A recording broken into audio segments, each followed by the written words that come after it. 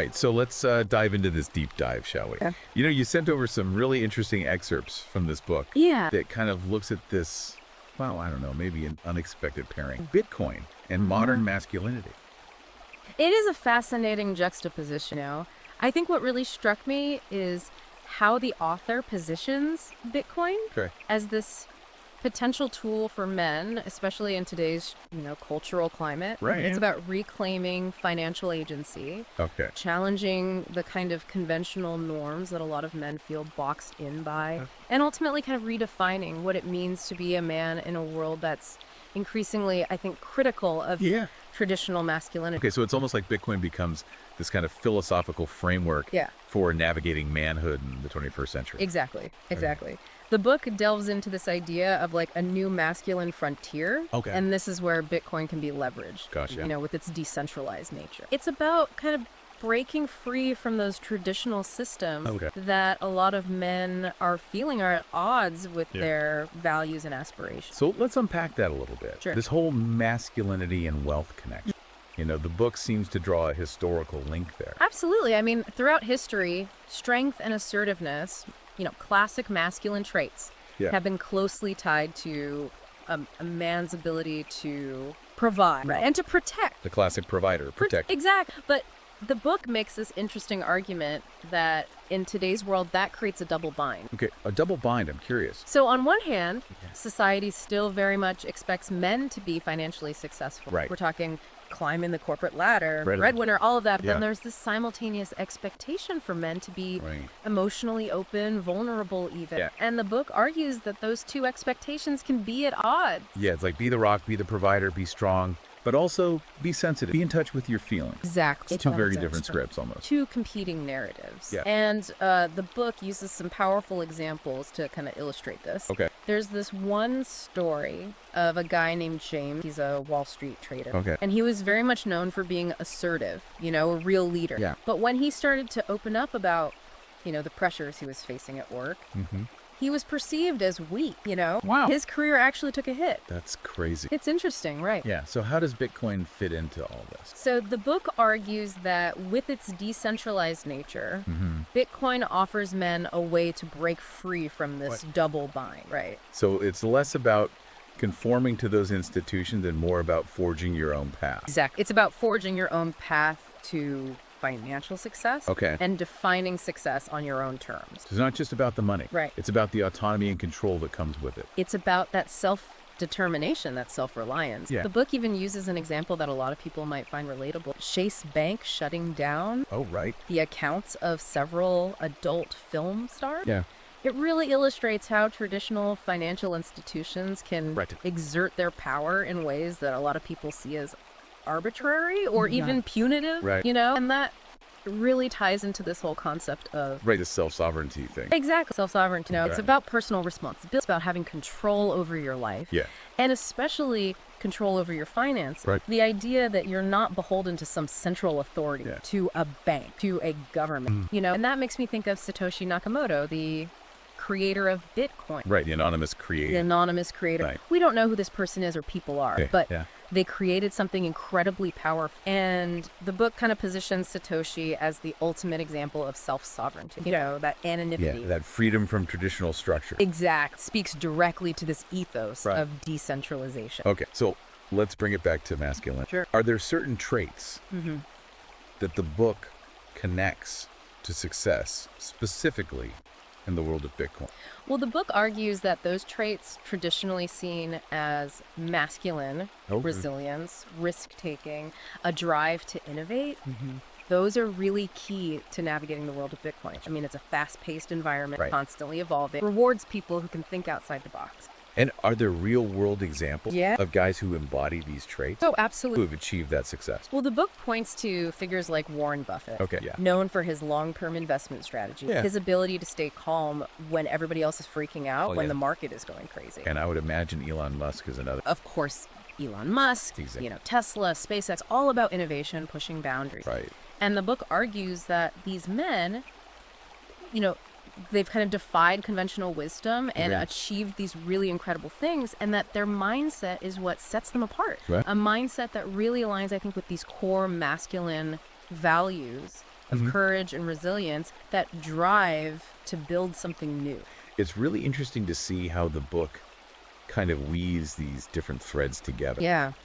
But, we can't talk about Bitcoin without acknowledging the emotional roller coaster that comes with it. Absolutely. The book goes deep into this psychological aspect of trading, especially those primal emotions that can really influence our decisions. Fear, greed. Fear and greed. I mean, it's so easy to get caught up in that hype. It is. Right? That fear of missing out or the panic when the market crashes. Absolutely. And that's where the book, I think, gets really insightful. It shares the story of this guy, Joe. He was an early investor in Bitcoin. And, he got really swept up in that greed. Oh, wow. He ended up losing a significant portion of his investment when the market took a downturn. So it's a real cautionary tale about the importance of having a balanced approach. Right. So it's not just about taking risks. No. It's about understanding how to manage those emotions. It's about mastering your emotions so they don't control you. Okay. Because that is crucial for long-term success, not just in Bitcoin, but in life. It's about channeling that energy, that drive, but doing it in a strategic and disciplined way. Absolutely. Absolutely. This reminds me of another point the book brings up. Yeah.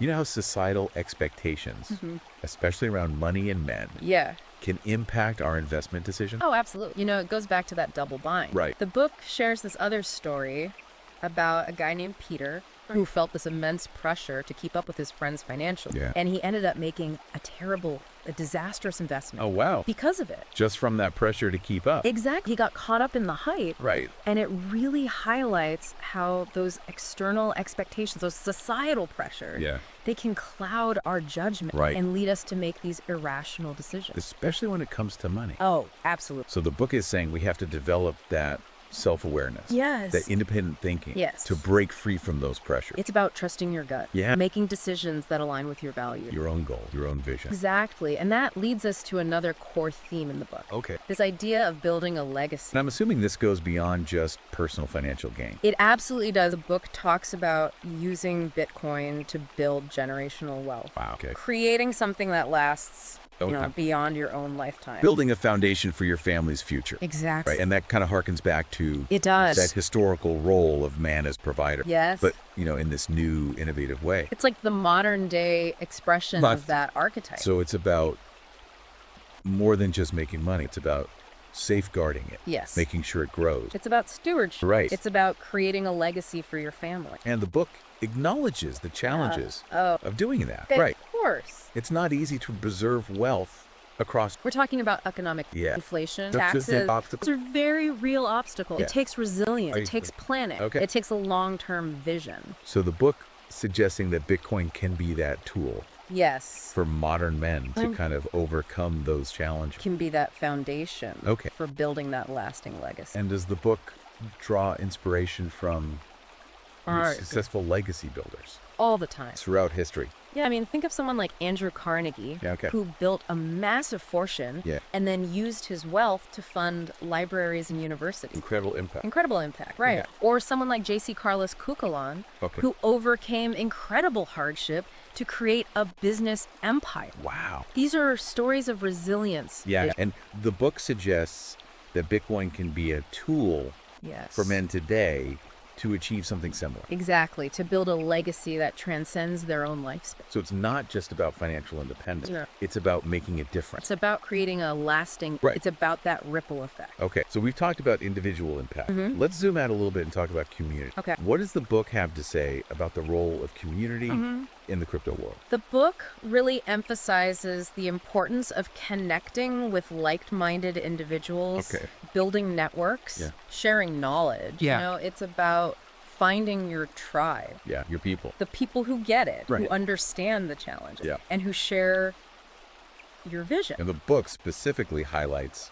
online platforms. Like Twitter, Reddit. Those are the hubs where these communities are forming. It's interesting how technology, which some might say can be isolating, actually fosters these connections. It's a paradox, isn't it? Yeah. But it speaks to that very human need for connection, for belonging. For shared purpose. Exactly. And the book argues that these communities are crucial for anyone looking to succeed in the world of Bitcoin. Providing support. Support, knowledge sharing, camaraderie, all of that. Yeah, and we can't talk about success in the world of Bitcoin without emphasizing the need for continuous learning. Absolutely. I mean, the world of cryptocurrency is constantly changing. It's moving so fast. New technologies are emerging, new trends, new regulations. You've got to stay ahead of the curve. You absolutely do. You have to be a lifelong learner. Okay, so it's not just about understanding the basic. No. It's about adapting, Yes. being flexible. It's about evolving with the space. And does the book offer any Yeah. resources for continuous learning? Absolutely. It points to a number of resources. Okay. There are books that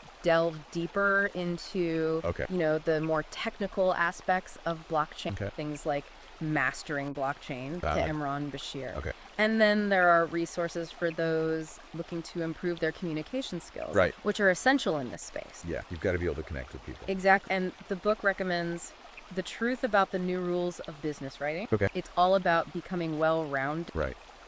equipping yourself with the tools Mm-hmm. to thrive in this really complex world. This has been a really interesting dive so far. We've covered a lot of ground. Yeah. From this whole connection between masculinity and wealth to the importance of building community Yeah. and embracing continuous learning.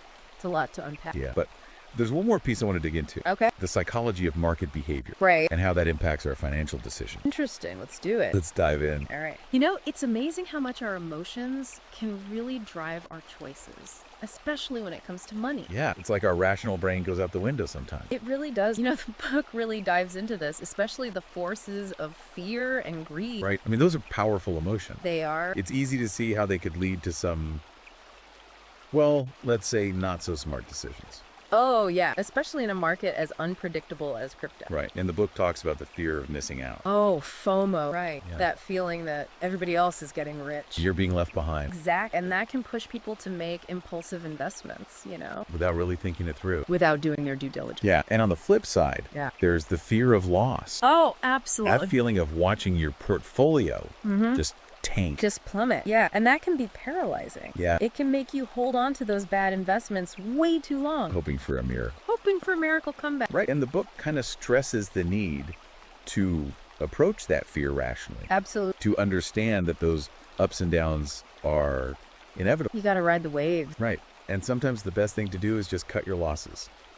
Sometimes the best move is just to walk away. Yeah. And I guess on the other side of that coin, Yeah. you have greed. Oh, greed. The insatiable desire for more. Right? It's never enough. Never enough. Always chasing that next big win. The classic image of the Wall Street guy. Yeah. Yeah. On the trading floor making those big bets. But that greed can manifest in so many ways in the crypto world, Like how? Well, holding on to those winning investments for too long, hoping for even more, even when the market's signaling it's time to sell. Yeah. Or maybe investing in those risky, unproving projects. Huh? Just because you hear about some crazy potential return. Blinded by the dollar sign. Blinded by those dollar signs. Absolutely. So it sounds like finding that balance is key. Oh, absolute. Balance is everything. Right. Between that boldness and caution. Yeah. It's a delicate dance. So what does the book suggest? Are there any strategies for mastering those emotions? Oh, there are. There are. It all starts with having a plan. Okay. Developing a clear investment strategy and sticking to it. Even when your emotions are telling you to do something else? Even when your emotions are screaming at you to buy high, sell low. Right. It's about having that rational voice Right. to override those impulsive urges. Okay, so have a plan. Have a plan, stick to the plan, What else? fi, Okay, don't put all your eggs in one basket. Exactly. Don't put all your eggs in one basket. Spread that risk around. Yeah. And seek advice.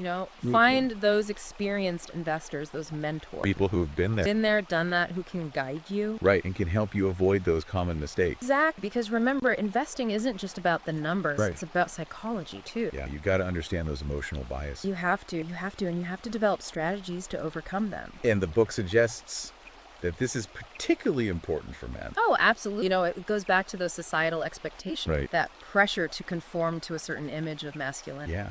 And even if it goes against your better judgment. Even if it means making a risky bet. Right.